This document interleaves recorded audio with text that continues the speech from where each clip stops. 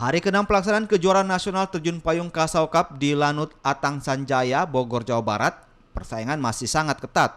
Di berbagai kelas dan kategori masih belum ada pemenang meski beberapa kategori sudah memasuki babak ke-5. Salah satu kategori bergengsi adalah kelas kerjasama di udara. Di kategori ini, para peserta harus sangat kompak saat melakukan berbagai formasi di udara.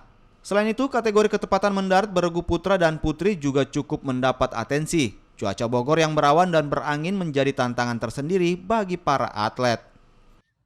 Angin cukup menantang karena variabel dan castingnya cukup luar biasa. Kejuaraan kali ini mendapat antusias yang sangat besar hingga mencapai 172 atlet dan membuat Kejurnas ini menjadi yang terbesar selama Kejurnas diadakan. Selain itu, Kejurnas ini menjadi persiapan untuk menghadapi PON 2024 di Aceh. TNI Angkatan Udara sendiri akan terus mendukung dan mengembangkan kegiatan olahraga terjun payung ini.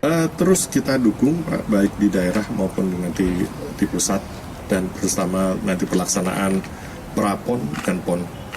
Kondisi cuaca yang berawan dan angin yang cukup kencang menjadi kendala dan tantangan para atlet. Akibatnya beberapa atlet harus mendarat di luar area. Wulan Sabto Hadi, Kompas TV, Bogor, Jawa Barat.